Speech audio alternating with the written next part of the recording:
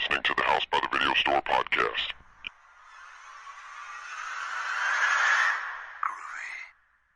There's no more room in hell. The dead will walk near. We have such sights to show you. I kick ass for the Lord. Great Scott! Get away! Welcome to the House by the Video Store podcast. I'm your host, William, and joining me today will be Sean. Hello. And Derek. Hello. And today we'll be discussing the newest movie from director Michael Daugherty, Krampus. But before we get to that, we'll go through some things we've been watching and some news. And to start off with what we've been watching this week, you can go to Derek. I actually, as far as anything horror related, the only things I got to watch were outside of this film was Scream Queens and the newest episode of Ash vs. Evil Dead, which I'm sure we'll wait a little bit to talk about Ash vs. Evil Dead. But the newest Scream Queens, I think we got one episode left after this, and it's going to be a 2-hour long episode. Yes, so this upcoming Tuesday, which is December 8th, there'll be a 2-hour finale for the season that'll wrap up this story. And I think it's going to be an anthology, kind of like American Horror Story, so most of the characters will not be back, or I don't think any will be back for the second season, if it gets approved for one, because they still haven't renewed it yet. But Tuesday will be the last episode of this season. So what do you think about that one, Derek? I really like it. Like it's like one of those things that kind of went in a low for a little while. Like to me, it never got bad. It just got to where a couple episodes maybe weren't like, if you missed them, you didn't miss any huge plot points. But now, since it's toward the end, I think it's really starting to pick up quite a bit and getting really interesting, especially when you're trying to figure out who the killer is. And I think they've done like a really good job of masking who it actually is, because it could be anybody at this point. And I just really hope that they don't. The only concern that I have is that the killer will end up being somebody off the wall that's not in the main story. Yeah. I always get worried about stuff like that, because it's like, because me and my girlfriend have both been watching it. I know Wayne's watched it too, but we were talking about that the other day, and you know, I really hope that it's somebody that's in the main story, or a character that gets a lot of screen time, as opposed to somebody that's on there like once or twice. Because I think then you'd lose the impact. That's the only worry I have about the show. And even if it did that, though, I mean, you would still enjoy it, right? Because I would still enjoy it. I would just feel a little Bob Newhart about it. So you'd want the killer revealed to be more of like a Scream 1 moment than, say, a Scream 2 or 3 moment. Yeah. Because, like, what was the dude I hate from that show? Crap. The guy was in 2 that was a killer. That guy that you hate from that show, Matthew Lillard. I can't think of his name. He's you mean Shaggy from Scooby-Doo? No, I like him. He's cool. Like, he was actually cool in, like, the 90s. He's deadly, man. Yeah, then he disappeared. No, the guy from number 2 that was in the FX show. Oh, Timothy Oliphant? Yeah, I hate him. Like, I hate him so much. And he died in the movie, so it's great. But okay. I'm not a big fan of him. Like, I don't want it to be like that. Like, damn it. Because he wasn't really an integral part of that movie. You know, like, he was in it, but he wasn't like, you know, I don't want it to be like that. Like you said, I'd much rather be more like a Scream 1. So one thing I'll say for Scream Queens, and I think this is true of most horror things in general, is because you kind of have the core cast, and once, you know, the show gets kicked off and the, you know, first, you know, the premiere episode's done, most of the main cast is kind of untouchable till the very end of the story. Oh, yeah. I know that, like, these main characters, like, get put in these situations where if there's any other minor character, they would have been killed and dead very easily. But since they're the main cast and the main characters, they survive. So, well, see, that's one thing I'm interested to see. If they have the balls actually killing the main characters in the final. And there's two, like, if anybody watched the show Nip Tuck on FX, there's a plot twist from that show that, like, they had a serial killer on that show that was called The Carver, and it was just like kind of a jumping the shark moment. So hopefully this show doesn't go that same direction. And not spoiling anything, so if you don't know absolutely anything about this, skip ahead about 30 seconds starting now. But I think that, like, so in the show they've discussed that, like, the killers theoretically should be a male and a female because they're theoretically twins. And I'm thinking they might go the sleepaway camp route with this ending and have some really messed up stuff. That'd be interesting. That is something that I don't know if it's going to happen or not, but, like, I've heard a lot of people speculating I don't think personally they'll do that, but they could. So That's it'd be cool. kind of interesting. Yeah, that'd be interesting. Because that's a plot twist that doesn't. I mean, it's been done, but it's not overdone. yeah, so You know. so no more discussion of that because the 30 seconds is up. So like this episode is another one I thought was a pretty good episode. And two, the show hasn't lied when they said that a character would die in every single episode. Sometimes it's throwaway characters that literally show up just to be killed and have no connection or bearing on the story, and that was, kind of what happened in this one. But, I still enjoyed it. There's another, good kind of funny moment with Chand Radwell, who is kind of the funniest character on the show. Yeah, he's done a very good job. And, so they're setting things up. All the pieces are moving around the board to come to a conclusion. I will say just, comparing this to the MTV Scream series, and it's not a super fair comparison because that show was on MTV and had a much lower budget and much, less well-known actors and all that. But this one just, in every sense of the word has been a more entertaining show, executed better, looks better. A lot of the cinematography and stuff in the show is really good. They have a lot of those like camera movements where the camera like goes upside down a hallway and turns around, and like all kinds of those camera movements that require those extremely expensive like electronic rigs and stuff. Yeah. So there's cool shots. Sometimes in the show the music becomes overbearing and they like overuse it, but in general it's kind of like a synthy type score that I generally like. So I'm still enjoying it. And like I said, just kind of bearing on how the end pans out. If it sticks the landing or if it just falls flat out face, that'll be interesting to see. Like Sean was saying or asking me earlier, though, even if it falls flat in his face, the series as a whole I'm still going to like. It just ruins it a little bit. Like if the ending was terrible, I would still recommend somebody to watch it just because there's been so many memorable moments in it. And I think it does do a decent job of paying its respects to some of the horror genre because it has a lot of like horror tropes in it, and it does have a lot of throwbacks or callbacks to other things. So I think mostly anybody could enjoy it for some of the stuff that they've done. But like you said, I really hope it just doesn't jump the shark on the last episode. That's just my only concern with it now is if it can just kind of stay consistent with what it's been and doesn't try to go too far out, I think it'll be all right. But, we'll find out. So were those the only things you watched aside from Ass vs. Evil Dead, which we'll save for the end here? Yeah, I bought Street Fighter 2 and played it. I really enjoy it. It's really hard though. Like Mortal Kombat, you can kind of button mash and you can get through some levels, but like Street Fighter 2, I couldn't even get past the first guy. I kept getting KO'd and it's pissing me off. Like I just turn it off because then, like For what system? I just downloaded for Xbox 360 Arcade because it was like $1. That's your problems. The Xbox. Hey, I got D-pad. I got a Sega at my house or my parents' house in the basement with all the Mortal Kombats and all the Street Fighters they had for it. Well, But I will say, just from my general recollection of the time, Street Fighter is always more of like the tournament game that people actually more competitively played. I mean, that holds true today with all those Capcom style games. And the Mortal Kombat games were more of the arcadey fun games that didn't really have the staying power or the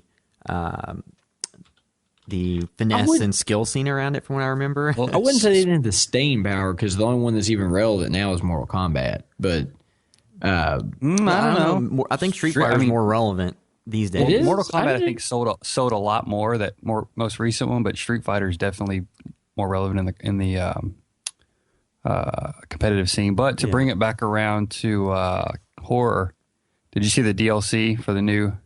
I saw DLC that. pack. Yeah, they got Xenomorph and they got Leatherface and that's kind of interesting. It's kind of cool that they went that route and got some horror characters in it because it fits. Yeah. Apparently they thought about Michael Myers, but he didn't pan out. Yeah, I did hear about that. He just slowly walks. He doesn't run or jump. He just slowly moves from side to side. But so if that was all the things you watched, Derek, I'll briefly discuss American Horror Story. American Horror Story. This show, to me... so there was a few episodes ago I talked about, I thought the show jumped the shark and was terrible. And then like the couple of episodes following that kind of, ride the ship and were much more entertaining and interesting. And then this episode just undid all that. And taking something that could have been a 5-minute reveal during, normal episode and stretching it out to the entire episode is a complete like time waster placeholder, so they don't have to advance the story really. And it involves one of the characters I care the least about. And because like in this season, like one of the main things, there's a killer that's called the 10 Commandments killer, and they're just killing people to go along with 10 Commandments. You know, much worse than something like Seven, for instance, kind of handled the same general idea. They just handled it much worse here, and the reveal was just kind of laughable. It's like, yeah, everybody should have seen this coming, and this didn't take an entire episode to give detailed flashbacks that proved every single part of it. So, once again, I'm not really digging this show too much. There's some cool stuff, but just a lot of this stuff like this, it just makes them kind of falter. And seems like a lot of people have been down this season talking to people. Because I think it's doing really well in the ratings, or at least a few episodes ago it was, and it's more spectacle than anything else. And some of the characters, I just don't know like how they directed them or wrote them, but like the character Detective John Lowe, it's just like every line that character utters is like kind of a Batman voice, and it's either just like really pissed off or just like kind of pissed off. And that's like the only two modes that character operates in. And it seems like Lady Gaga, like I said before, I thought she did a good job, but they seem to limit her amount of lines because if they get too long, she doesn't do very well. So they have like her dialogue is relatively like short sentences and things like that. And I've seen a lot of people complain about how bad her acting is. Like I thought it, has been entertaining and in the wheelhouse of the show, but I could see people having problems with it because it's not the most well written character. And I don't know, it's just. I've watched like every season of that show, I think starts off promising and then kind of falters going into the end. And this one's no exception. So, well I kind of think that's kind of how it's going to work with horror TV shows. Like if you just try to do a straight horror show, I just think that it's hard to stay strong the entire time. Like you almost have to integrate a little bit of comedy into it or something else, or as don't think you're going to have enough substance. Because like with a TV show, there's only so much you can do. And especially, too, like, you can have creepy moments in it, but I just don't see them ever being strong enough to really have you on edge or, too, it depends on what type of horror. Like, there's so many different shades of horror. And, like, the style of American Horror Story, at least the first episode of this season, like, that's not even really a movie I would love. You know what I mean? Yeah. Like, I think it's just the way it's all handled personally. Well, yeah, because it took elements of something like, say, The Shining and mixed it with, like, elements of more, like, modern vampire stuff and sex orgy with But just, like, think about, and, like, The Shining works, and I don't know how long the movie is. Let's say it's 2 hours. I can't remember. But it like works. 2.5. Yeah, it works for its amount of time. But if you made The Shining into a, 15-episode hour-long season. Well, there was that TV series of it they made in the late 90s. Yeah, but I'm saying, like, you'd run Stephen King prefers. Yeah. You would run through, like... The director of Maximum Overdrive prefers. Let's just say that. But you'd run through all the tropes. Hey, don't hate on Maximum Overdrive. You run through all the tropes pretty fast. Like... I think that's the hardest... Well, that's why... Yeah. That's why I kind of think, like, Scream Queens kind of works. Like, I'm not saying it's the... I know I'm really, like, high on it. But it's just like it doesn't take itself too seriously on the horror stuff, and like it's more comedy than horror. Like there's horror elements, but it's not like we kind of said it's kind of like Scary Movie 2. So I think it's easier for that to carry through and stay fresh for 15 episodes, as opposed to something that takes itself overly serious. And I think once you do that, sometimes shorter is better. But I don't know. That American Horror Story really doesn't take itself too seriously. There are elements of humor in it. Sometimes unintentional. It's those just are usually the best or worst kind. But I think just with a lot of this stuff, it's horror for people who aren't horror aficionados or huge fans. So that's why it continues to do great in the ratings, and they have kind of stunt casting and things like that. And they just use the same actors over and over in every season. Well, slight spoiler for Scream Queens. My wife was saying how Ariana Grande, when they killed her off, I guess her fans were like really mad. Yep. That's pretty funny. But it's it's the Drew Barrymore thing from from Scream. Screams. Yeah, like the thing Queens. I think is funny is like Nick Jonas and her both were big names in it, but had smaller parts. Like, because Nick Jonas is only in like. Well, I have to go back and watch. spoilers. Yeah, I mean, I'm just saying though, he's only in like maybe 4 episodes. You know, like I think it's maybe being generous. Whereas But I think it's also because on these shows they did kind of stunt casting with people who may not be the greatest actors, and then use them to maximize like the social media popular appeal, and then padded it out with the better actors and actresses. Well, another thing too though is we're also talking about like people who are very much popular in pop music right now, who are probably like touring and staying pretty busy, so they probably couldn't. Even if they were great actors, it'd probably be really hard to get them to be in a full season. Well, and two, which is funny though that we're talking about this because Scream Queens and American Horror Story are all done by the same guy, correct? yeah, well, the same part of the same team, like Ryan Murphy and Brad Falchuk and others. So, But you couldn't have two completely different. It's funny, it's some of the same group, but it's 2 completely different type of shows in the same genre. yeah. So, trying to think, horror wise. So watch Scream Queens, American Horror Story, and then Krampus. Then I guess, Sean, did you watch anything aside from Ash vs. Evil Dead? I'm trying to think. I don't think I watched anything horror related. I couldn't think of anything before the podcast. I watched Spotlight again. It was with my parents this weekend out of town, and we took them to see it because I really enjoy that film. It's not a perfect movie. And there's like some things maybe wrong. I don't say wrong, but that could have been done better and everything. But it's still they're talking about that as a contender for the best picture, and I would be happy with that from the movies I've seen this year. But other than Ash vs. Evil Dead and Krampus, I think that's about all. I think I was kind of busy doing other things this week, unfortunately. All right, so I guess we can just discuss Ash vs. Evil Dead now. And this was the 6th episode. Did you go into any news yet? We're going to do news after we Okay, do this. cool.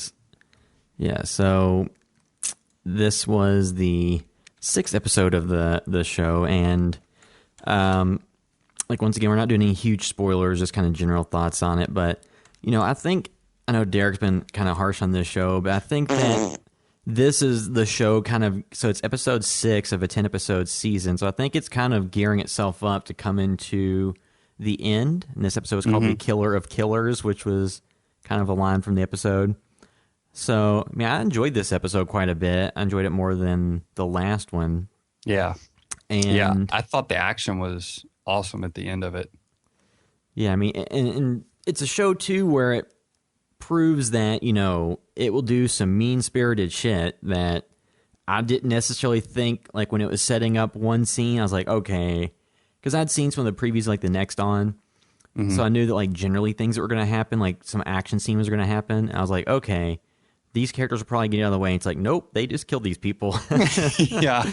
And it just showed, like, part of the reason this show is on Starz is one of the only networks, I think it was the only network that told them, like, we won't give you any restrictions on what you do, which is odd based on the stuff that HBO has showed that they wouldn't offer that as well, or if they were even one of the ones in the running. But so, there's a lot of stuff that was in this episode. The action is good, so it kind of has action that was missing in a few of the past episodes.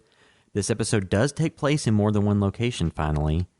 And Which has been like 17 episodes since it's taken him since the characters have actually walked. This is like the first episode where they've actually walked. And it slightly starts to tie in the A and B storylines. Yeah. Mm-hmm. So, and it has some pretty There's some ridiculous. horrendous CGI in the first. God, that was like Terminator.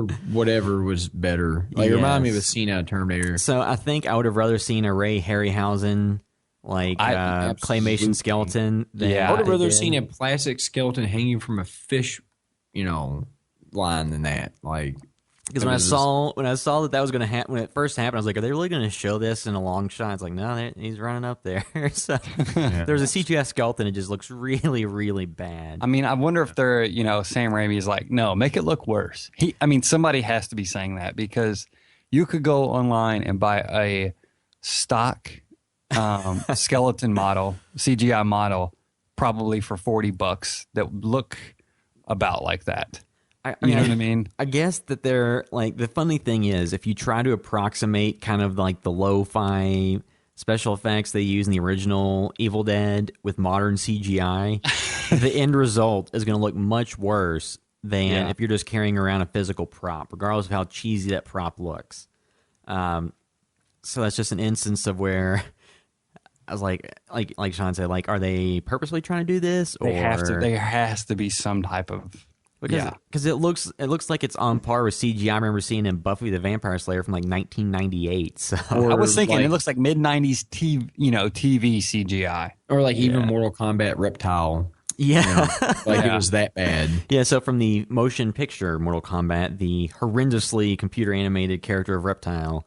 I feel like this didn't even look like high resolution. Like I feel like it was like a rendered at standard definition too, or like at least the textures on it, like just did not look crisp. Like hopefully it was an intentional bad thing, and they just didn't look at it and be like, yeah, that's fine. But okay, I'm trying not to dump on this show too much. I just haven't found any. Like I just didn't like this one either. Like I like some of the action in it, but like the scene at the diner at the end, I just felt like, while I did enjoy a lot of it, especially the ceiling fan Steve-O moment, like from Jackass 1, if anybody remembers that.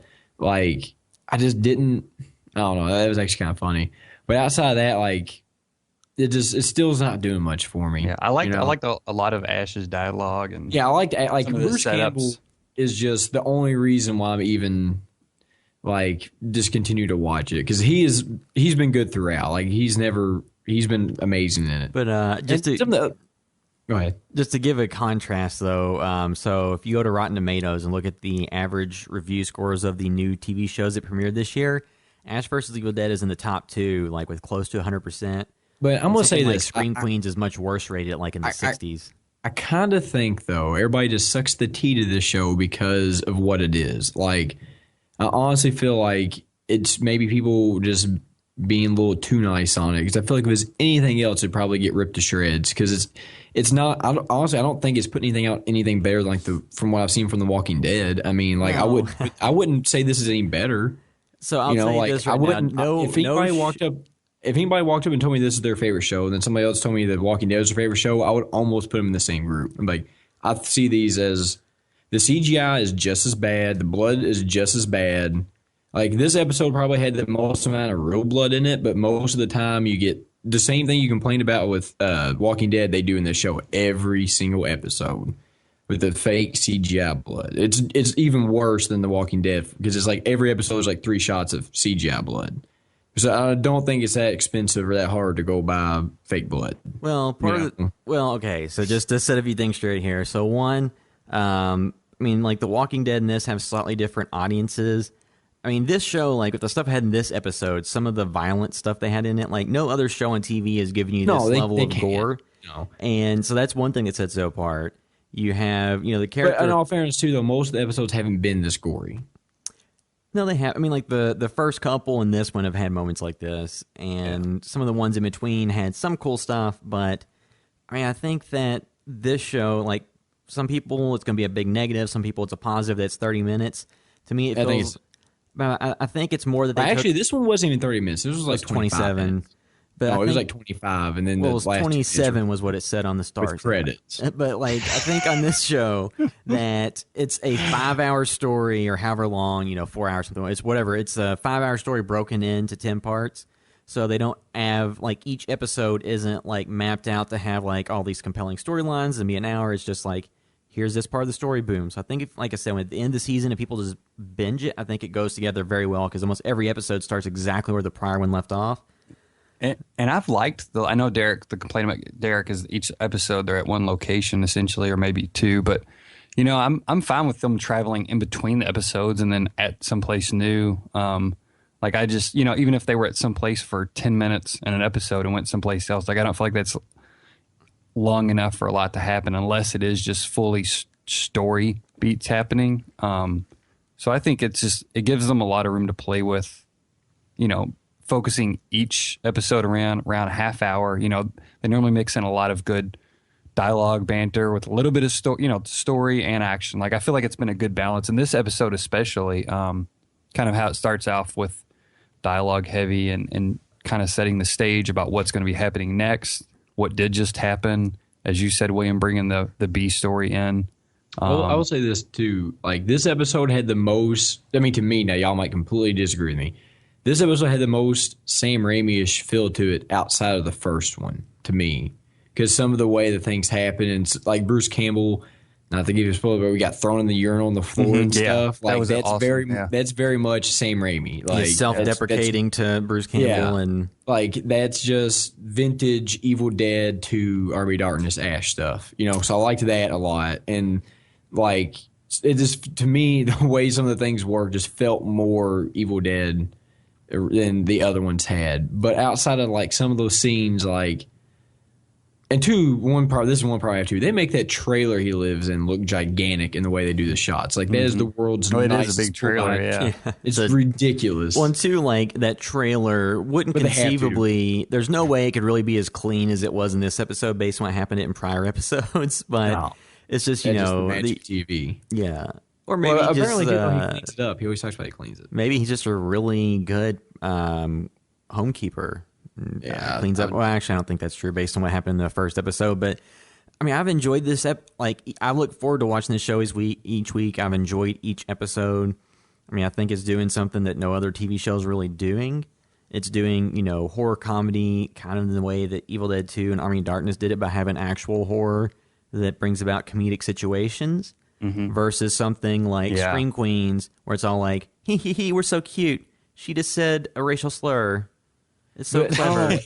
But I have failed to once actually laugh out loud watching this, where I've actually have laughed during Scream Queens. See, I was like, the previous episode, I was like really laughing through some of that, especially the very end. This episode, I was laughing a lot at the dialogue exchanges with the waitress and the whole situation. Even with him talking about paying for the ticket, with his sidekick. What is his sidekick's name? Pablo and Kelly. Yeah. Pablo talking to them, like all of that. I was laughing through, like out loud through a lot of that. I think it's just not hitting you for some reason, which is cool. But I think there's people that are reviewing it well. I'm not saying people may not look back on it and think, well, maybe I didn't like it as much as I did, but I don't think anybody's giving it a pass because it's Ash versus Evil Dead. I think for the time, they are genuinely enjoying it, because that's how I am. Once I got past what it actually is, and not that I was ever disappointed, but yeah, I'm not like dying to see it every week. But once it's out, I'm like, oh, cool, we can watch that now. Yeah, obviously the first episode didn't have stars or whatever, but like soon as this series is over, I'm going to call my provider and cancel this show, the channel. But cancel the show after Evil Dead. I think I'm actually canceling cable after this show's over. Yeah, but it's just like after watching this, it's like it had a lot of hype, and I think the first episode lived up pretty well to it. I think it was very good, very well done. Then after that, it's just, to me, it's just like this episode. What would your hopes be for this? Like, say for season 2, like pretend, like honestly, in an ideal world, to me, there would be no season 2. It would just be this and that'd be it. What would your ideal season 1 be? Like, what would you like to see out of an Ash versus Evil Dead show? Like, in a perfect world, if you had total creative control. See, that's hard for me to say. I don't know. I would just like to see, like, I was more interested in the story of the first one, where they're moving around, doing more stuff, seeing him like actually integrated in the real world, and then the shit hitting the fan. More like what this episode was, if anything. If I had to pick what I want the series to be, I kind of want it to be like he goes into places and that shit kind of happens all over the place. Part of the fact that it's a TV show in and of makes itself it hard to do. Means that they I have no idea what the budget for this season was, but being that it's on Stars, it probably wasn't, 50 million is a pretty high number to guess. I would have rather seen like 5 one-hour episodes as opposed to 10 30-minute episodes. Well, I mean, part of it is the timing of these episodes and the schedules and things like that. Like, I would have to assume that the budget for this entire series isn't super high just based on the way they've done this. So in order for it to be like as much nonstop action as would be liked, you need to have a Game of Thrones level budget which they're not giving to a show based on a 30-year-old cult horror series. It doesn't necessarily have to have like people getting cut in half with chainsaws every second, but it could at least, like the past 2 episodes before this, really only had one plot beat to it. And it took them 2 episodes to do it because I feel like they didn't have enough stuff to cover 10 episodes. They didn't do that because they could have covered what they covered in the past 2 episodes in one. Pretty What easy. was I remember what last episode was. What was this episode? I guess the last 2 episodes, they were essentially in the same place, right? Yeah, because he went on the acid trip and had the visions and then Yeah, okay. the possession. So I feel like that's really, like, it was 2 things that could have been knocked out in like 1 episode, but they drug them out and, like, not that they were enjoyable to watch, I just, on retrospect, it's like, they could have done that in 1. Well, too, if you think about it, if you go back to the movies, there were, stretches in the movies where there weren't action. You just extrapolate that out to the length that of a... entire movie took place in one location. Yeah, but the way that it did, though, is they were at least going, it didn't take, I have no problem with the one location. I have the problem with them standing in one location, not moving. I think part of the difference, too, though, is just from interviews I've read with Bruce Campbell. It's like he said that, people said, do you have any trepidations about going back to the series that, started your career? Do you feel like it's, it's stooping down or whatever? And he's like, well, it's the series that I'm most well known for, but it's when I didn't know how to act. And he's like, I can actually act now, so I have no problem going back and showing people what I can do. So I think they're highlighting his ability to be funny and to play off other characters more now. And that's TV, which is how they work. From Well, I have no problem with that. That's the stuff I like seeing. I just don't particularly enjoy, like the past 3 episodes have literally been the characters just standing in one spot reacting to different stuff. Well, I mean, they're setting up plot points to bring the series to a conclusion for season 1. So yeah, I guess my biggest thing too is like I had to see how this ends, but I'm assuming that it's going to end where it directly goes into season 2. And well, they finished filming season 1 before they announced season 2 was greenlit. So I'm assuming, just based on the comments, that it'll be kind of like the movies, where it kind of finishes and then leaves it completely wide open. Yeah, but I'm fine with that. But I don't want it to be like a Dragon Ball Z thing where it's like where just end of a season's literally right in like the middle of something. I hate that. Like if it ends, they're not going to do that. Well, we don't know that. It might. I would just assume, just based on all the movies, they'll probably come to an end point that then becomes open-ended to everything after that. Yeah. I had to say one thing I loved about this is everybody kind of got their hero moment. Yeah. Well, I really enjoyed the... And they were all like cool kills. Like there was some cool stuff in this episode. And I know, probably contrary to Derek's opinion, I think that the side characters of Pablo and Kelly are actually fun to see on screen. Yeah. And I mean, I really right. like them. Like, I don't love them, but I do like them. I will say this though. This was, in my opinion, the second best. Like the first one was the best. This was the second best because this one felt more like Evil Dead than any of the 3 other episodes did to me. Well, like something about it, I just felt more right, and I liked it a lot better than any of the other ones. And if it can stay like this for the rest of the season, with the exception of the terrible, god awful, like Nintendo 64 or Superman CGI graphics in it, I'm fine with it. Any more of that, and I'm just going to write him some stronger word letters. So one thing I'll give this show over Scream Queens is no one has worn any really stupid looking hats.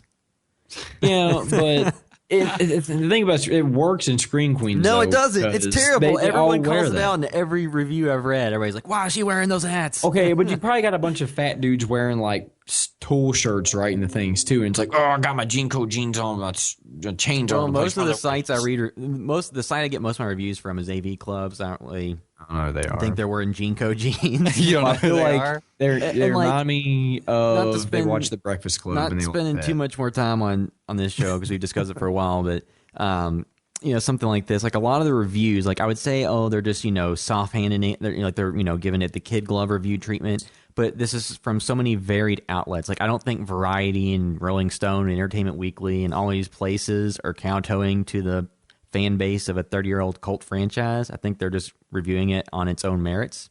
But you haven't like and probably because it is just kind of a different take, and it is giving you something on forgetting it's Ash versus Evil Dead and everything. It's giving you something that a lot of TV shows don't get as far as tone, style, action. And I think that's probably what's also refreshing about it.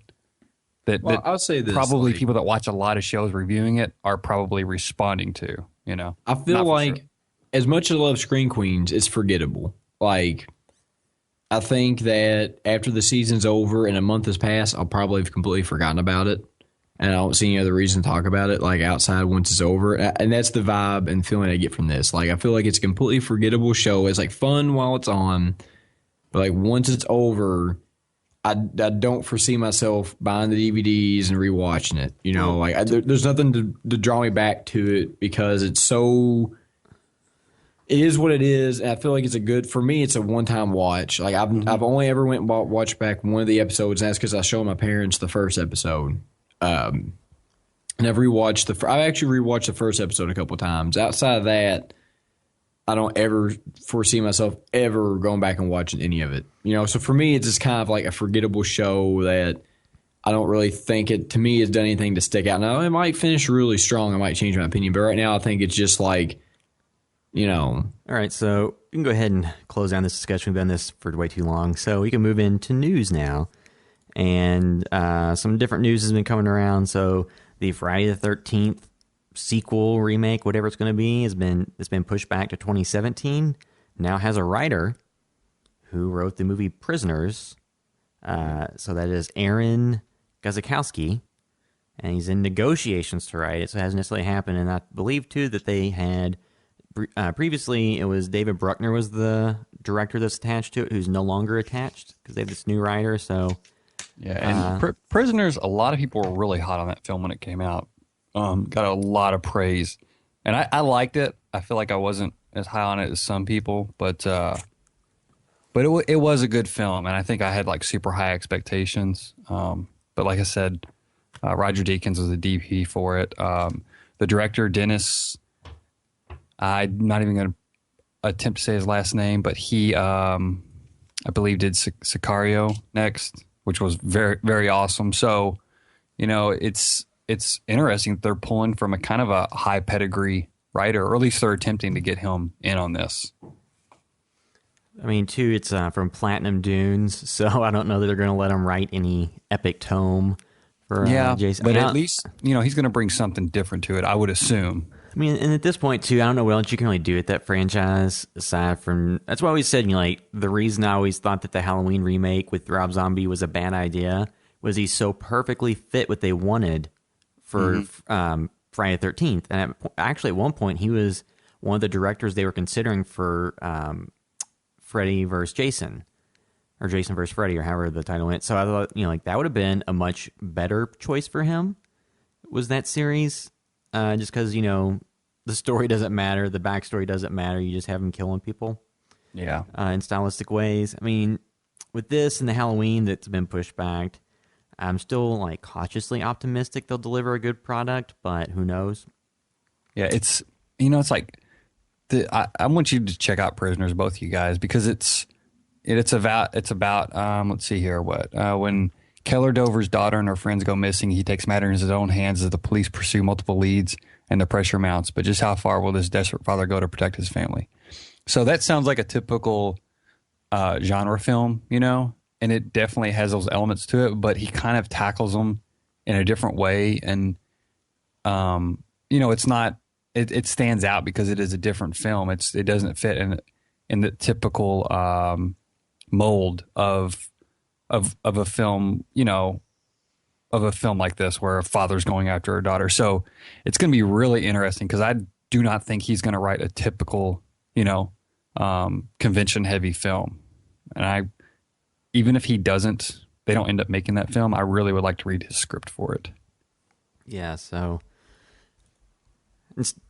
I kind of don't want to use the word interesting because we use that so much, but I'm looking forward to what they do with that franchise. Hopefully at least be entertaining. Let's see, other news. This is actually a little bit older news, but the script for a Predator movie that's being worked on by Shane Black and Fred Decker is, like, at least the script is done, and they're moving forward with it, or trying to move forward with it at 20th Century Fox. So really? They have... I don't know why I didn't hear that. So Did that just come out? That was from the last, I think, like November 30th or December 1st, somewhere around there. So they're, you know, Ridley Scott's redoing the Alien series with the Prometheus sequel, and theoretically the Alien movie with Neil Blomkamp might happen. And they're also going back to Predator which as a franchise has kind of got destroyed by Alien versus Predator. Yeah. And then Predators was, a fun movie, but it didn't, I think it made money, but it wasn't a huge hit, and it was kind of forgettable. Yeah. And so it's Shane Black and is another co-writer on this, you said? Yeah, so it's Shane Black and the co-writing it with Fred Decker, who was known for The Monster Squad, something he wrote. So Okay, cool. Yeah, and Shane Black, like I think I've said this before, he did the Lethal Weapon films, Kiss Kiss Bang Bang, Iron Man 3. He directed that as well, and he directed Kiss Kiss Bang Bang. I really like him, so I'm kind of excited about that. And he was in Predator, the original one. yes. And I believe the reason that, I'm not positive, but I think he's told the story about they brought him in to be an actor because he was also a writer. yeah. So they thought, he can help out on the script on the set. That was their kind of way of getting him in there and doing some, I think, essentially free work. So that's awesome he is doing that. I'm very excited about that. Yeah, he was Hawkins, who, if I remember correctly, had the sex joke that took me until I was in my teen years to understand fully. Yeah, Derek, you're a big fan of Predator 2, aren't Yes. you? I love Predator, and I love Predator 2 with Danny Glover. I love them both. I've also heard that they may have a cameo with Arnold in the newest one. They may actually tie his character into it somehow. That would be the most predictable thing to do. Not saying they shouldn't do it, No, but Arnold I is think- returned to every franchise he's ever done at this Look, point. you can put Arnold I'm the Schwarzenegger in Dominator. anything, and I'm going to watch it. I don't care what it is. If you replaced Arnold into any movie ever, I'm watching it. Isn't Dolph Lundgren doing the new Kindergarten Cop movie? Yeah, I don't know how I Yeah, feel about Kindergarten that. Cop 2. It's in post-production. So I'd I hope be fine if they Arnold just comes in. Arnold's the teacher, and he gets sick, so Dolph Lundgren comes in to be the See, substitute. I would love that. But I'm pretty excited for it because I feel like I'm not going to say Predator's underrated, but I feel like William said, the trash heap that is Aliens versus Predator has kind of hurt that franchise. Which is funny that I think it's hurt Predator more so than it hurts Aliens. Well, because a lot of people are down on Predator 2, which I actually don't even really remember that at all. I mean, But, it had Gary Busey in it, and Alien was just a much bigger franchise before the Alien versus Predator even came along. Like Aliens and Alien, there's that eternal debate about which one is better. 3, for all its problems, people have went back and started to appreciate that, at least the director's cut, for what it is. And then 4 is crazy. Yeah, most people don't like that. I actually kind of enjoy that, but I feel like there's just more meat to that franchise because there was more films in the series. So that's why Predator's a little. Yeah, but the thing that always sucks about Predator is I feel like, in my opinion, now y'all may completely, I think Predator is the cooler enemy to me. He's always just been kind of, because how many things are copied? I know both of them have had things copied heavily off of them, but Predator's always just been a more interesting character to me because they're. And the reason I say it is with the Alien movie, it's a thinking man's. Not to say that James Cameron one is a thinking man's Alien movie, but more so than Predator. Because Predator's pretty. There's not a whole lot of question. You don't wonder where Predator comes from, and you really don't care, because all Predator does, he comes and he kills everything and he leaves. Yeah. And the Predators that were presented in the Aliens versus Predators were nothing like the ones. The juggernauts that were in the Predator films, Well, they just became kind of punks who got punked out. which I think is why I never particularly cared for those movies because it was so vastly different from the original. And Paul W. Sanderson directed it, and he essentially made the same outline for Alien vs. Predator that he used for Resident Evil. So, the Predator franchise is one that I think was underutilized. I so really do, yeah. The 1987 film with Arnold and directed by John McTiernan. Huge hit. Won an Oscar for visual effects for The Predator. Just a great all around movie. If you watch it now, none of it doesn't hold up. The effects all still hold up. Yeah. Everything on it's great. You could you get a good dose of Carl Weathers in it, which is pretty good too. Because anything Carl Weathers is in it. If you show it to somebody today, there's nothing about it that sticks out, and you have to explain away. It all still holds up great. Think Predator 2, instead of expanding that world or doing anything interesting, just kind of took the story of the first one and put it in New York or a New York style Los Angeles. Or not New York. They put it in Los Angeles, in a Jamaicans, urban William. in an urban Los Angeles with Jamaicans. In an urban environment with Los kind of Angeles. silly elements that did kind of. So like I said, Predator 1 is not dated by anything in it really. Predator 2 is. And Well, because Predator, and another thing too is the thing with Predator 2 is they threw a bunch of big name people in the movie, and it didn't really carry it the way they thought it would. Like, because you had Gary Busey, who at the time was like a big time actor, Danny Glover, big time actor.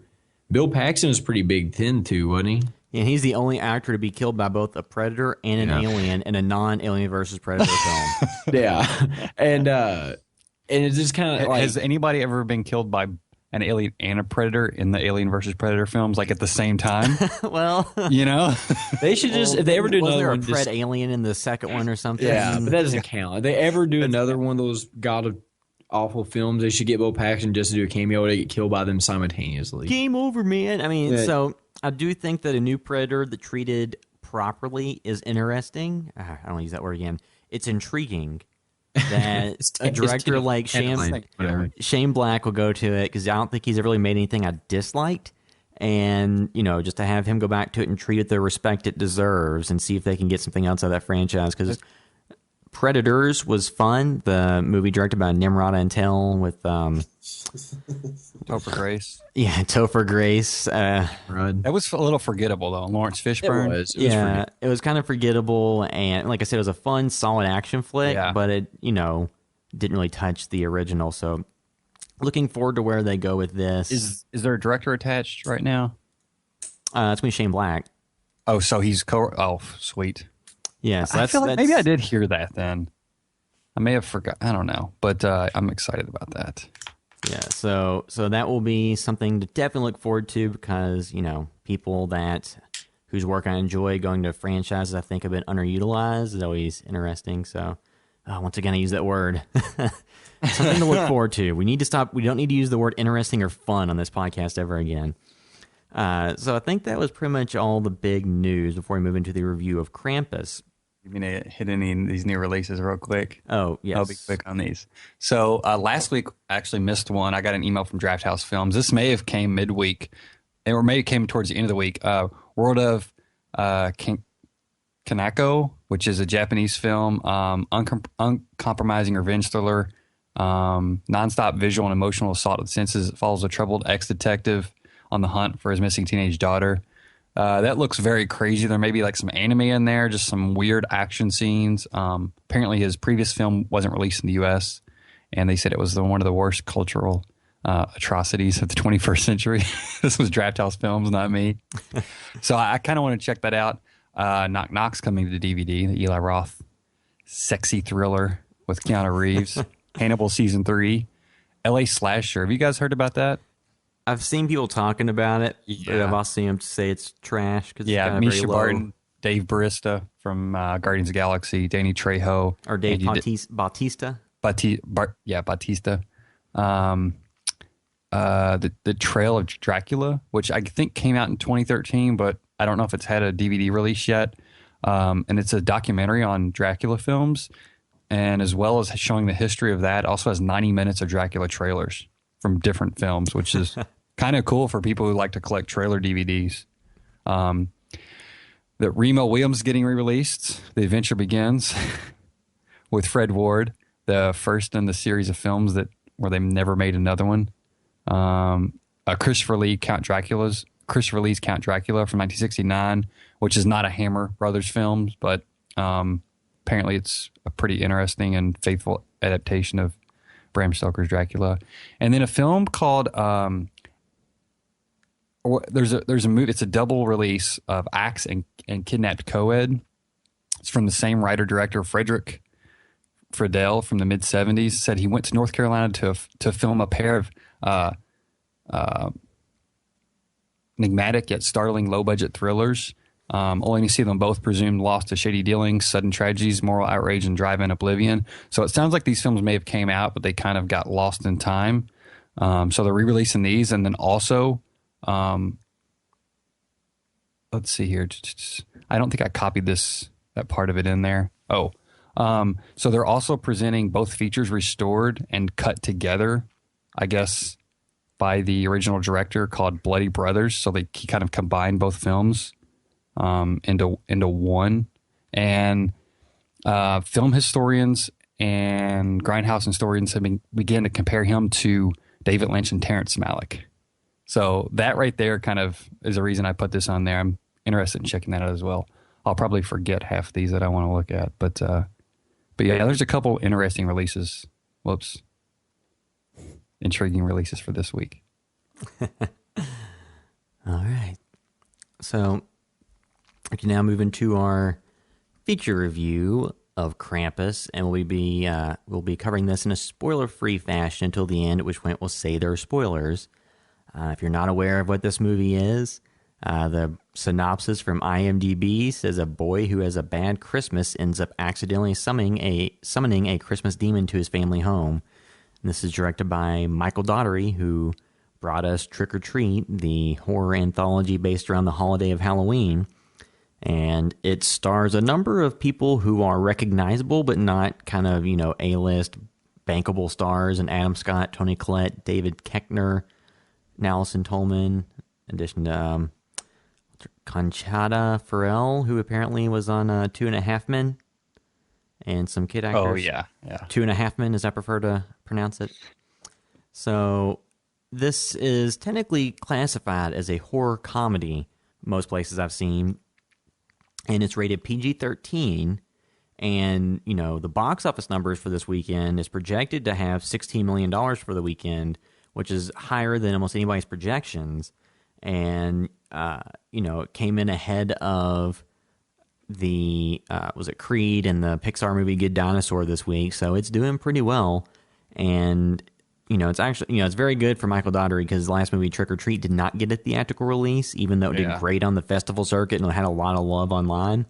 So, I guess this is good confirmation for him that what he's doing is working, and that this movie did well. The prospective budget is $15 million from what I'm seeing on Wikipedia. I haven't checked that. So that's like very promising. That I know marketing budget takes up a lot of that, but they've already kind of hit that mark. Yeah, I saw a lot of ads on this for this on Facebook and Instagram and Twitter.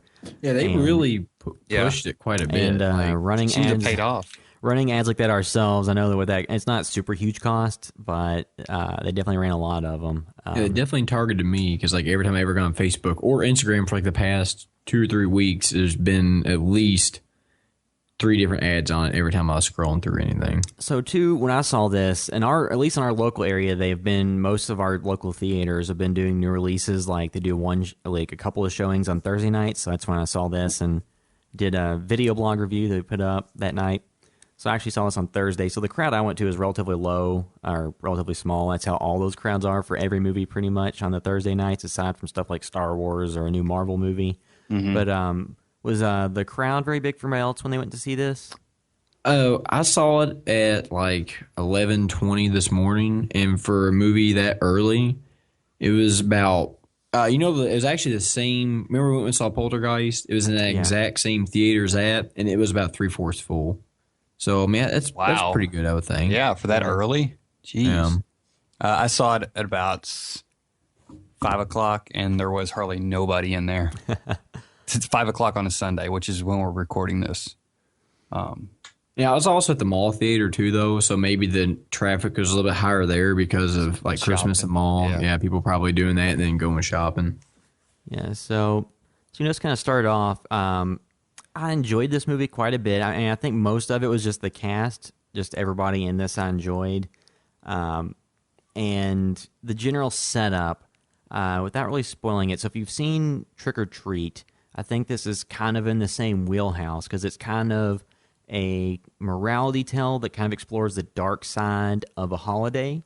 Kind of it's, more of the roots of the holiday. Mm-hmm. And it's less of a super straightforward, slasher type narrative. It's more of a kind of some morality tale around the holiday. Yeah, and the tone of it's kind of the same too. It very much was like a companion piece to Trick or Treat. And like I said, so it's listed by most people as a horror comedy. And I think that the comedy is more of kind of in the setup before the horror itself starts. Yeah. Because most of the horror, with a few small exceptions, is mostly played straight. There are a few things where it plays a little bit more comedy in some of the scenes, but it's mostly straightforward, meant to be, terrifying. And like I said, it's kind of interesting when you go to see this. When I went and saw it, there was a relatively small crowd. and there wasn't a whole lot of reaction to it, just because it's a smaller crowd, so it's hard to tell how moments are landing for people. But I enjoyed it quite a bit. Like I said, actually a pretty big fan of some of the people in this, and like Adam Scott. So it's kind of biases you towards their characters, but I thought everybody did a great job. I thought that the creature designs, aside from a few of the CGI elements, like most of them are practical, and I thought they all looked really cool. Which is great. Well, I loved the creature designs. Yeah, I mean, like, absolutely loved them. That one was a little bit like the vampire killers from Blade 2. Jack in the Box guy, which he's been in the trailers. I even like that, though, because there's like a slug version of it. No, I thought he looked like awesome. It's like one of my favorites. So something about the CGI, this is light spoilers, but yeah, you've seen in the trailer, there's a Jack in the Box guy and a couple other things that aren't just Krampus. And one of them is CGI, and it kind of has a different effect because when there's something real, say like a stuffed animal, even though there's some scenes that, that's obviously just a stuffed animal, but I like that because I think that it just lends so much reality to it, to where, if you go home and you're a kid and you have a stuffed animal, like that connects with you. I think I'm going to go ahead and say it, there's gingerbread men that are CGI. But I still love them though. And they work really well. But in that context, like, I think the scene works, but it's like, ooh, I understand what's going on. This situationally is funny, but on a visual level, it doesn't connect the same. Like, if I'm going to eat gingerbread cookies, I don't connect it with that movie. You know what I'm saying? But if I have like a stuffed animal, I might connect it with that movie. And I think that's where the disconnect is with all films that use CGI over practical effects and stuff. Like, there's that element that's missing in films, and I'm not saying they made a mistake with that because they did some interesting things, but they definitely both have different effects on the viewer, and that's when it kind of pointed out to me, because there is a mix almost back to back. You're seeing some CGI action and some practical effects action, and that I'll say this too: the CGI to me, the stuff that was CGI felt a little more like lighthearted and more of like a what's the word, relief, like a comic relief portion of it. As I said, it worked. It worked. Well. Now, does anybody it worked more on like a intellectual level, not that like, because it was a joke, but there was nothing like that. I don't use just visceral about it. Like, it wasn't like, oh man, that gingerbread cookie just did that. That's crazy. Like, you don't even process that stuff. It's just like whatever. It's just the information is being presented to you, and then you process it based on that, not a visual gag that you get enjoyment from. I mean, there is some visual things that are funny, but it's kind of a different emotion that at least for me is elicited from using practical to CGI. Does anybody remember Conker's Bad Fur Day or familiar with that? I'm familiar. Yeah, I haven't played the that teddy in bear a long time. reminded me of Conker's Bad Fur Day a little bit. Like, I don't know why. As soon as I saw that, it reminded me of it immediately. All right. So what are your all's general feelings about this? This is, as far as horror goes and what I've seen this year. Okay, I'm going to use Poltergeist as a template for this movie because I think they're pretty similar on some stuff. Both PG-13, both, because Poltergeist was released in the summer, right? It wasn't released anywhere in the fall. It was a summer release, right? Yeah, it was mid-May. May. All right. The reason why I'm using it as a template is the films are kind of a similar structure. They both kind of go around children because like the lead in both movies were a boy that was probably 10 or 12.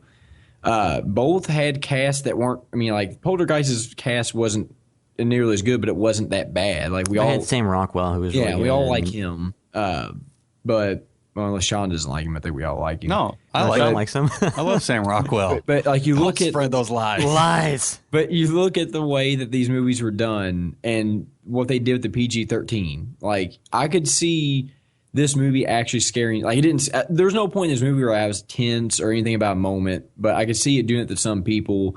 And everything it promised, I feel like it delivered. Like I didn't come out of this movie wanting more, or I feel like I got less than I was supposed to have gotten. Yeah. Whereas like Poltergeist, I felt completely cheated and lied to, and like they just essentially took my money and shit on it, and then ate it and shit it back out and ate it. You know, it was just complete the original waste. one wasn't PG-13 either, but No. yeah, I totally get what you're saying. Like Yeah, you feel like- like they held back or kind of Yeah, and there was no part in this movie where I watched it where I was like, what the hell was that scene? Like I feel like, and especially for a movie too that I felt was like pushed so heavily, you know, especially the past couple weeks, like he's talking about, there's ads on it everywhere. It was something that I felt like they really pushed it a lot, and I felt like it completely did what it was supposed to do.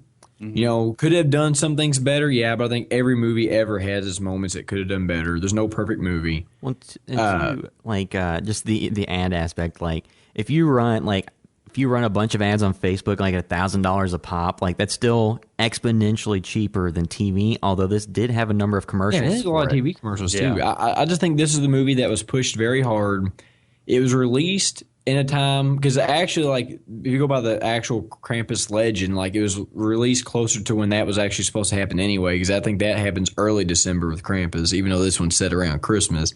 Which I think too, though, it'd be stupid for them to release it like a week from now because it's Star Wars. So I think it did a really good job. You know, like I think it was a really solid movie. I think the practical effects were awesome.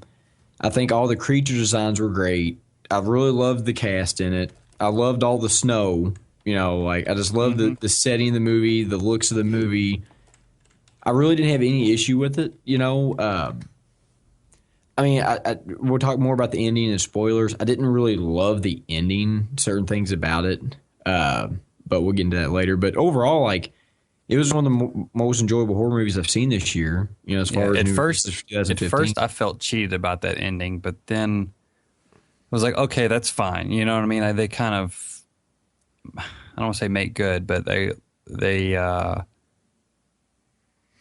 once the film was completely over, I was like, okay, I'm satisfied with that, but I wasn't like thrilled by the ending either. The context for this, so I've read some different interviews with Dari, and he said that what he was going for in some aspects was kind of like the classic horror, or not the classic horror, the classic Christmas stories, like A Christmas Carol, Miracle on not Miracle on 30, It's a Wonderful Life, and how those are ultimately kind of dark morality tales if you think about it. Yeah. Because A Christmas Carol, some of the productions of it have had pretty scary elements, especially to children. So I think this is kind of in that wheelhouse. Yeah. You know, just to look at Derek said compared it to Poltergeist. If you look at horror in the context of this year, some of the big movies in horror. So looking at the top 10 horror movies so far in 2015, currently they have Goosebumps as number one, which I'm just going to kind of disqualify because I don't really think that counts as horror. It's more of a kid's movie that has horror elements. And this also doesn't include The Visit, so I'm not sure why that's not included. But The Visit's number one, then Insidious Chapter 3, Poltergeist, Unfriended, Crimson Peak. So, I mean, I think that you can do effective PG-13 horror in this day and age. Yeah. I think some people kind of push back against that because you kind of compare, like, you know, Krampus to, say, Ash vs. Evil Dead, where they're like, hey, here's a kid, kill him. Yeah. In a pretty violent way. This one... Well, I mean, This one wasn't like Poltergeist, where they felt afraid to touch the young children. Oh, that sounds weird in the context of a Jared situation. They felt no Jared Fogle situation. in Poltergeist, it seemed like they were afraid to harm the children in any way, any tangible way. This one they were not. In this one, they were not. And I think that's kind of refreshing. I'll say the only things I think that kind of are problems with this is kind of the tonal imbalance between like the comedy and horror elements. Because it never really has like a super consistent tone throughout. Because it kind of starts out as, oh, this would be just a really funny, you know, Christmas movie with this cast if they made this. And then the horror elements come in, and there's a little bit of humor, but it's played mostly straight. So just the tone doesn't exactly mesh, but I still think overall it plays out well. I would disagree with you on that is like there's a shift. Like once the clouds roll in and everything gets dark and snowy, the movie shifts from like the more lighthearted to it gets more horror oriented. And once it goes through there, I think there's like 2 or 3 scenes that have comical stuff in it. Then after that, it's pretty much straightforward from then on. So, yeah, I really enjoyed the family dynamics in the beginning of it. And it's very much classical, almost like a Christmas Vacation situation, where it's like dysfunctional family to a certain degree. and it's just a lot of good setups with the characters that are involved. So I was really enjoying that. And then I feel like the movie actually, in this movie, I'm setting it to pretty high standards, because this isn't like one movie that I expect to just go in the theaters, watch, and be done with it, because I like Trick or Treat a lot. And a lot of the best horror films and Christmas movies are normally very rewatchable. This film, I don't know how much I'm going to rewatch it, and I like the beginning a lot, and I really like the end. But the middle, I feel like there's a little bit of a lull, and not that it was boring at all, but again, like William said, I feel like I think there needs to be that turn in tone, but they don't balance them well, because once that shift happens and it turns into more of a straight horror film, any of the interesting stuff between the family dynamics that they kind of touch on, but it turns into them kind of walking around, being in a traditional horror film, like walking around a place with a flashlight, listening for, creepy sounds or whatever. Like, there's nothing really interesting or original about any of that stuff in the middle of the film, other than the context of what it's happening. But it's just, them being scared. And I feel like they could have continued to work on the character developments between the family. It's like they hit a certain point and they're like, okay, cool. We're all good now. And it stayed that way for most of the rest of the film. I think if they would have taken advantage of the dysfunctional family part of it, because that's what makes, certain Christmas films great, and kind of the situation they set up really well in this movie, but they kind of throw that potential away, once it gets started. And two, it's all prefaced with, I actually enjoyed this movie quite a bit. Mm-hmm. It's just, kind of pointing out the things that I think that I've seen in some of the other reviews people have, pointed to, and that, just the tonal elements, because you have kind of comedy beats, and then you have a character who could, theoretically be dead or had something horrible happen to him, and there's really not much of a in-the-moment reaction to that. It just kind of moves forward. Yeah. So it's kind of hard to get a beat on exactly the tone they're going for, but that's not all that dissimilar from Trick or Treat, where you had, characters like having vicious deaths and then just kind of moving on and not really coming back to it and addressing like the emotional fallout from the various characters do that. So it's not a huge knock against it. It's just something to notice. Like I said, I think everybody does a great job in this. The effects, yes, for the most part, I really, really enjoy. Like the ending, we'll have to save that for spoilers. I do think that will probably split some people. Because I've seen it looked on IMDb earlier, and there were some discussions on it in the forums for it and the message boards, and it's just funny to see movies like this, because I think, as with any horror movie, there's half the crowd that comes out and loved it, and half that comes out and hates it. So I'd say that's. And I heard that there wasn't many people in the theater, and I heard two people talking. It was an older guy and then a younger couple, and he said, "Oh, I didn't realize you were in there." And they said, "Oh yeah, man, that was some crazy stuff." And he said, "Did you like it?" He said, "Yeah, I liked it. Did you like it?" He said, I liked it up until the end, and that sucked, Yeah. So right there was two different views, and that was the only people I heard talking about it. Yeah, so so that's how these movies always go. And and with this one, kind of some of the other PG-13 horror movies that came out this year, so something like The Visit, I think that one had more things people pointed to, and it's like, well, if you think about it, it's really only about this. Like this movie, I don't think you can boil it down in that way. There's a little bit more to it. It's a little bit more layered and a little bit more going on under the hood there. But I do need to watch it again just to kind of get context because after the first watch, I didn't enjoy it as much as Trick or Treat. I still like Trick or Treat more, mainly just because on that one there's more intercutting between the stories and there's a little bit less downtime, and it's based around Halloween, which is better for horror than Christmas. But then again, like a lot of the Christmas traditions are kind of dark when you think about them. Yeah. Well, another thing too that I'll give this movie though, where it's like Trick or Treat with Halloween is completely overdone, and not that movie's overdone, just the center around Halloween with horror movies is kind of overdone. Whereas like Christmas, I don't really know of a whole lot of horror movies set around Christmas. Well, don't say that. We'll get some comments. There's quite a few, but I don't. Yeah. So if you go to our website, we'll probably be reposting it soon. We do have a top 5 horror movies Christmas list. Are those all movies that are centered around the holiday, or are they just movies that that just happen to happen at Christmas because there's a difference. Centered around the holiday, including Because like you could say like Die Hard's a Christmas movie, but it's really not. These It's just aren't an those event. films. No. Yeah. Okay, because but with Christmas, let's just say there's probably I don't know how many, but I would say there's significantly less set at Christmas than But it's definitely the holidays that have the most horror movies are definitely it's Halloween is one, and then number 2 is Christmas. Yeah. So there are quite a few. Yeah, but I just feel like this one's kind of a nice, like the way that the movie's done, the tone that it was, and the creatures that it had. I think that it was a super gore fest. Would just I don't think it would fit the tone. Here's one thing I liked about it as far as in the Christmas movie pantheon of cinema, and not Christmas horror, just Christmas movies. You watch Christmas Vacation, A Christmas Story. There's plenty other ones, but a lot of them are set around families and are kind of sometimes stories about their time or Christmas Story being set during a very specific time. It's kind of refreshing because the beginning of it and even some of the story is based around the modern culture of Christmas and a little bit about they touch on it and they don't really go far with it, but about how commercialized it is, and that's right out of the gate. And I think that's that immediately makes this have its kind of own stamp on that and not just a repeat of a film that could have been made in the 90s. This is not something that you could have, this is very much a product of its time in a good way. In a good way. Are y'all ready to get into spoilers?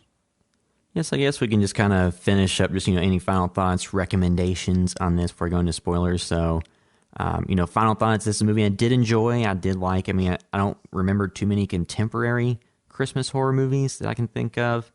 I don't think it's on the level of something like Gremlins or anything like that. But it's definitely a movie that I'll need to rewatch to kind of get a context for it. But, if you enjoyed Trick or Treat, then definitely go out and see this in the theaters before Christmas. If you hated Trick or Treat, then I don't know that this is going to do anything to turn you around on the style of Michael Daugherty. But if you're looking for, like I said, it's kind of in the vein of like those classic Christmas movies like Christmas Carol and stuff like that. And a hint of Gremlins. I don't want to upsell it, but and that's in the far as the fun, fun. But that's what Gremlins is. It has a kind of a light yet still dark sensibility to it. Because I think it's more in line with something like A Christmas Carol. Because I think it's a little bit more mean spirited than Gremlins. I think it is. Yeah. Ultimately, because the Gremlins were just kind of creatures running around killing stuff. This has a little bit more going on in it, but not to say that it's better than Gremlins. It's just different. So, if you enjoy, like I said, if you enjoy Trick or Treat, definitely watch it. Or if you just want, like I said, kind of like a morality tale that goes and kind of covers the dark side of the Christmas holiday, and actually brings in the legend of Krampus in a way that's relatively close to what those legends are. It doesn't stray super far from. It kind of Americanizes them and brings them in to make them cinematic, and adds in like some helpers to Krampus, but generally it doesn't bastardize it in any way. It's pretty close to what the legends are. So it's something to watch during the holidays if you're looking for a horror movie, because there's not really much else out there. So I definitely recommend taking a watch of it while it's in theaters before the holidays.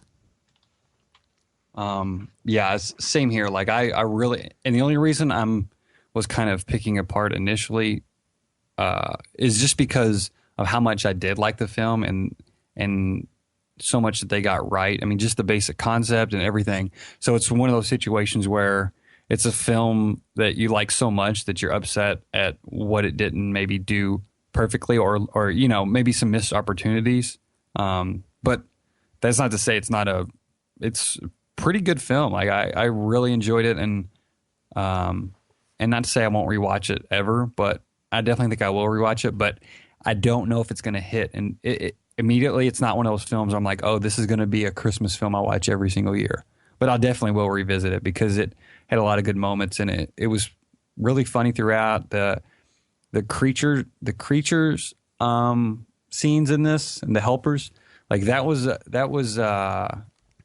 it very much had a throwback feel to it, and not many films have had scenes that playful, I don't think, in that same type of context in a pretty long time. So it was really refreshing. But yeah, definitely check this film out. I think this this year. If you are listening to this podcast, then you will probably enjoy this film a great deal. So, Derek? Yeah, I mean, I'd have to go back and like, because we've watched so many movies this year, I had to go back and like look at all the ones that were in 2015. But I would feel like this would probably be at least in my top 3 of horror films I've watched this year.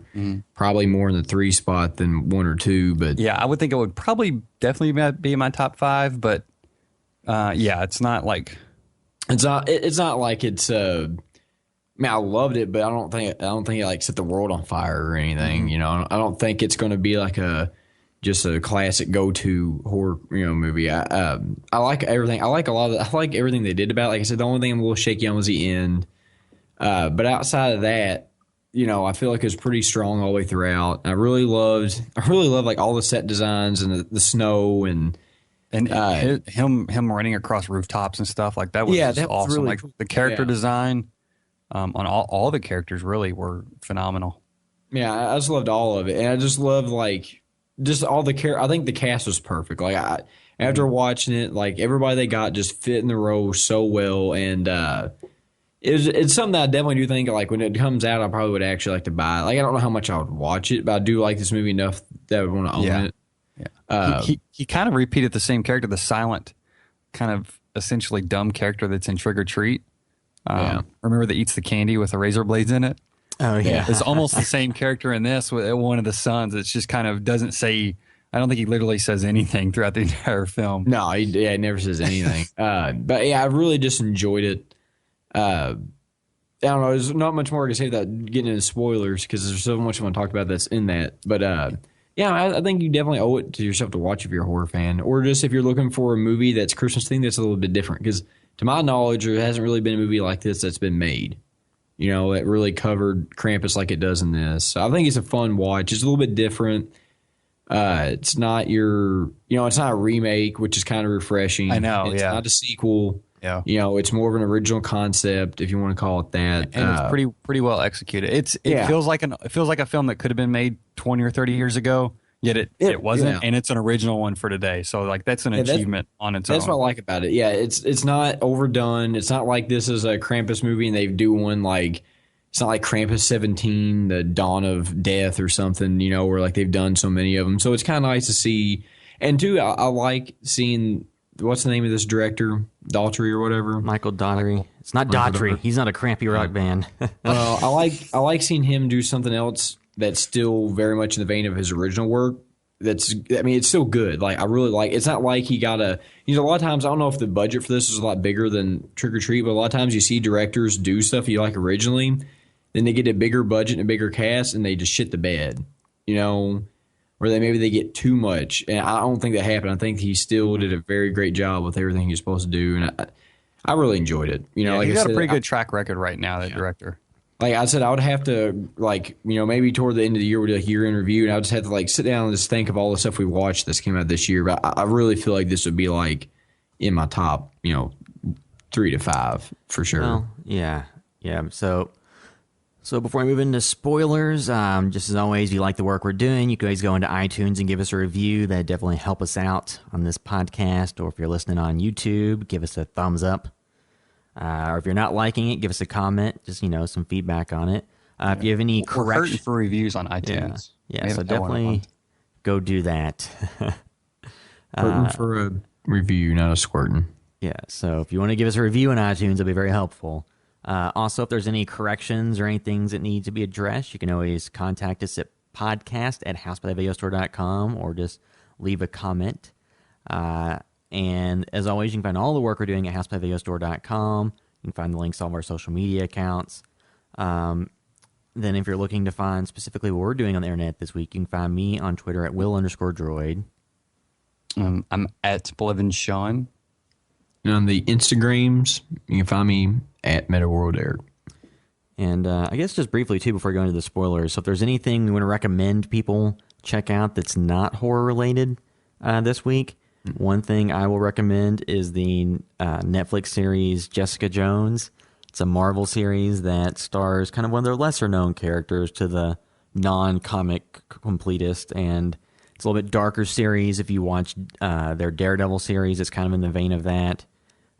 Doesn't, it's not running around goofy capes and stuff. It's more dealing with like PTSD and rape. So it's a little bit more serious than some of the other Marvel properties.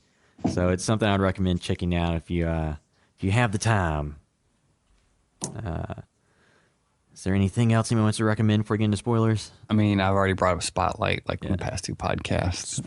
So I think everybody knows my feelings on that. Marvel versus Capcom. Downwell.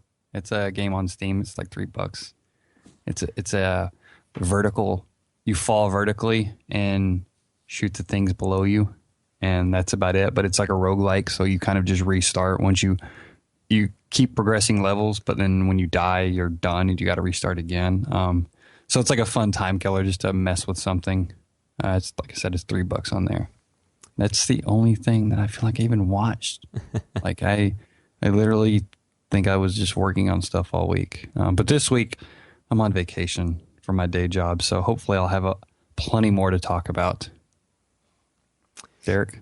I don't really have anything. Like, I was so busy this week because we did a bunch of overtime at work, so I just really played Street Fighter 2 and watched the 2 episodes in the movie. So I'd recommend classic arcade games or Battletoads if you can get a hold of it. Which is a very difficult game when you actually play Derek, I have the rare replay with Battletoads and the arcade Battletoads if you want to come over. It also has Conquer on there that you were talking about. Yeah, Conquer. And, if you can find the original Conquer's Bad Fur Day from the 64, not that crap they put on the Xbox. I think it has that one on there too. Like the Xbox one wasn't bad. Like I'm not bashing. I had a lot of fun with the Xbox one, but like the original Conquer's Bad Fur Day, we had like those weasel missions, and those are fun. I recommend that if you can find it. So now we're moving into spoilers for Krampus. So if you don't want to listen to those, or if you haven't seen the movie yet, you can tune out now. But make like a tree and get out. Make like a tree and get out of here. So what about? Did anybody else get the? Like, it reminded me of a little bit of, what was it, Zombieland, the beginning of that, where I hate the montage of, like, all the zombie.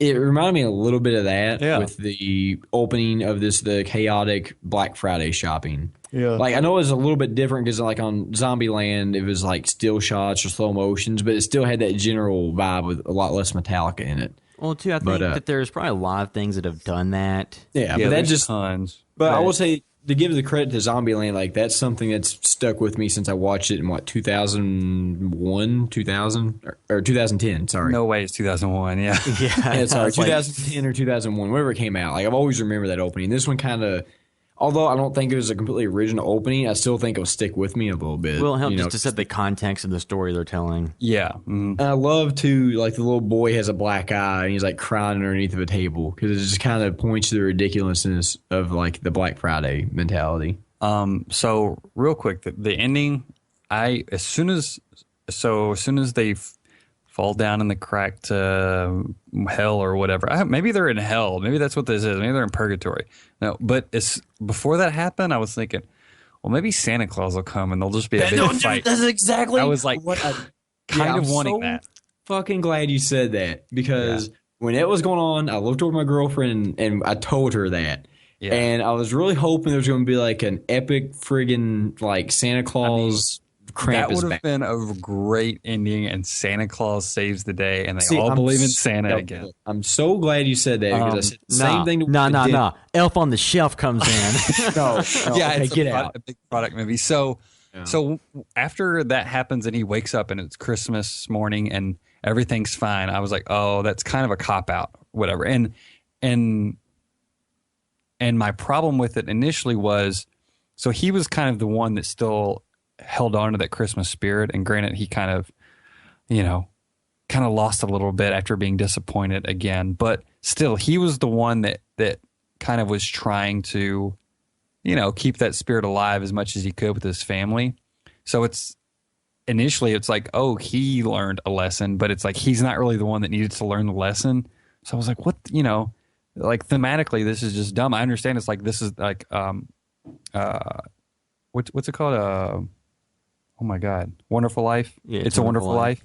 But then when all his family members kind of, I guess realize what had happened or whatever, like that glazed it over to me glazed it over enough to where I felt satisfied with the ending. You know, I was like, okay, that's fine thematically, and that works, and I get that. And there was the thing with the globe where he's still watching them, and I liked all that, and I thought that ending satisfied me. So it's not an issue with the film. It was a little unsatisfying for a bit in there. So for first time watchers, I can see you kind of being on a little bit of a roller coaster, but I still would have liked to have seen Santa Claus and Krampus have an all-out brawl for the family. See, I'm so glad that you said that, like, because William can vouch for this, because I literally said that to him at dinner tonight. Like, we were eating with our family, and I sat there and looked over and asked him if he thought that was going to happen. He's like, no, I didn't think it was going to happen. So apparently there was some movie called, like, Christmas Tales or something. It's like a Christmas horror anthology that has a Krampus story in which it ends with a Krampus-Santa fight. Okay, so they couldn't have done that.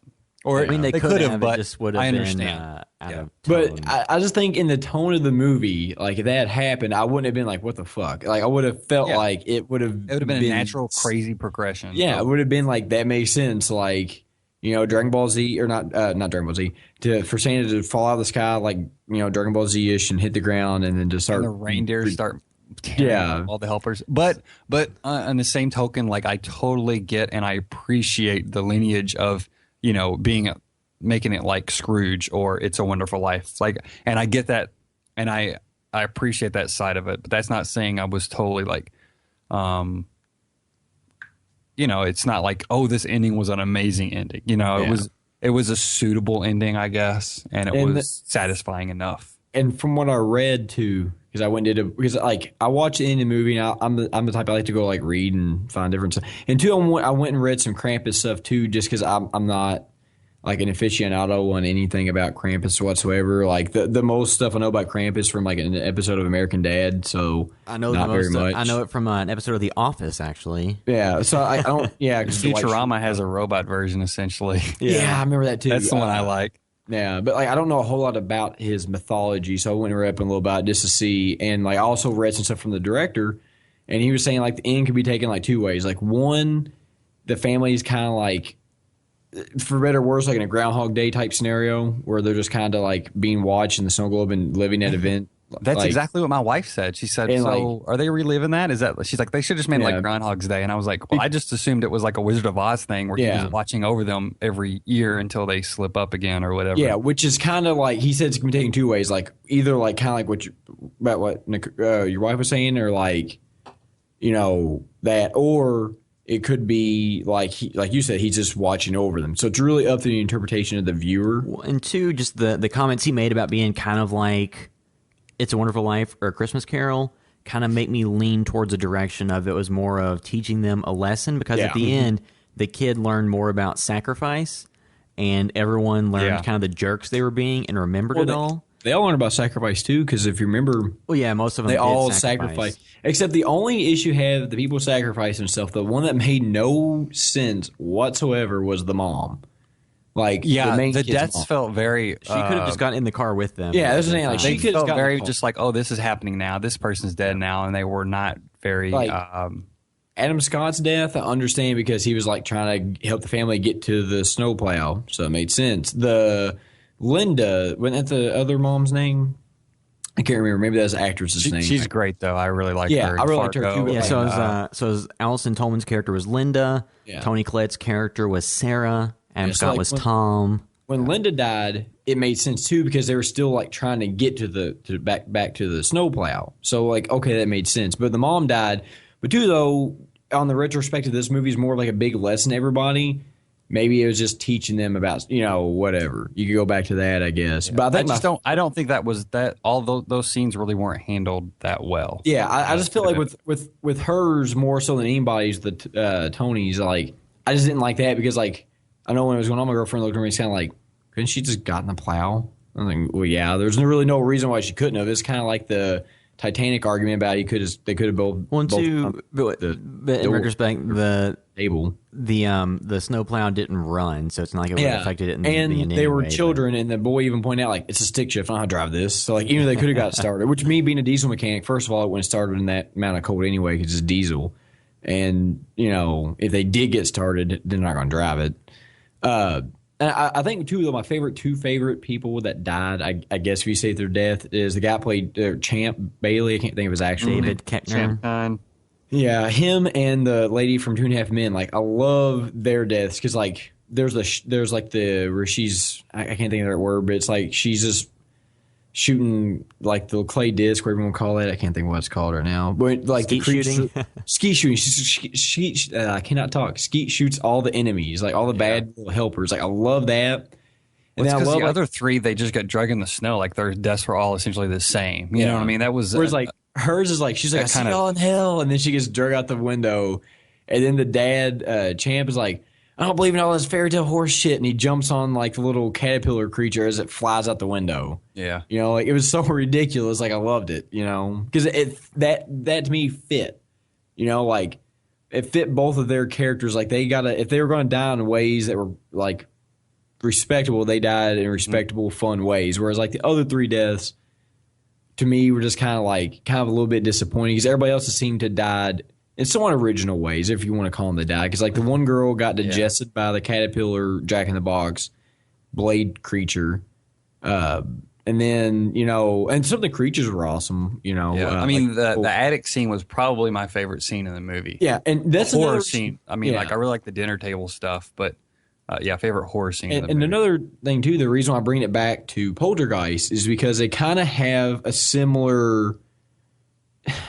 things happen in similar places. Like there's attic scenes in both, and you have like two scenes that have like clown things. Because in Poltergeist, you have which if you look at which scene was handled better, it was definitely Krampus.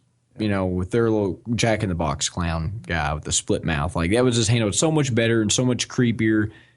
And it was done in all the right ways. It was done because it was still PG-13, but I could see that being pretty creepy. Well, I mean, until you have to look at which movie included a child character flying a drone through a CGI environment. Well, we're gonna throw that out. Spoilers for the masterpiece. Yeah. That is Poltergeist 3. And two, you just have something that was kind of a remake, I would assume, for the money versus something that was the vision of a director that he'd been thinking about for a long time. Yeah. Well, yeah, but I understand all that. But the point is, I seem being, I'd really like to watch the making of on this, and not just the process, just the entire process of when he had the idea and how long it took him to get people on board for this. I think one of the biggest plot holes I have though is like once they wake up in the morning, like the first morning before they really know what's going on, and everything's in super ridiculously like Antarctic blizzard conditions. They let their oldest daughter just go out to the boyfriend's house, which I mean I understand being that like we've never been in any snow conditions like that. But when I was younger, my parents still let me go out in the snow and stuff. But given the fact that like all the power's out, there's no cell phone reception, there's no way to get in hold of anybody for any reason, why you'd necessarily let your child just walk out in the snow. Well, I'll say in that situation. Even though it is like 4 blocks away, I could still see like a parent having a little bit of trepidation about letting their child do that. I don't know exactly how old her character's supposed to be, but like if you're 15-year-old or whatever one to walk like 2 blocks away in the snow, that's not all that unreasonable because I think I did that before. Yeah, but then again, that's not in like sub-zero blizzard conditions. Well, the thing is, though, it didn't start out like that. It got like that as the Krampusness of all of it got worse. But still, I could maybe see there being. And if it's set in Ohio, they're used to a foot of snow every year anyway, so it's not an unnecessary. Or it's not an unusual situation. But and I think too, though, like I also had an issue with the scene where she was killed because it didn't. You kind of got to see a little bit of the creature, but then you never saw that one again, and they did it completely off screen, which didn't, and they never went back to it. So I really didn't love that because the creature designs were so cool. I think it was just kind of something they didn't really. I think too at that point it wasn't clear to you whether or not they had just kidnapped her or if they had actually done something worse. I think that was part of how they're building it up. It's like, oh, they're actually just like eating people and they're killing them. Yeah, but I almost thought at one point that the kind of dumb kid they took. It's almost like they made him into. I don't know why. I thought, are they making people into snowmen? Because they made that one snowman looked like him. No, they did. The little trolls or elves or whatever did it to kind of, I guess, antagonize them. Yeah, So, which I actually really like the snowman design, but that to me, And I really love the Tim Burtonish scene of Omi when she was talking about the story of her childhood where she had to do a Krampus.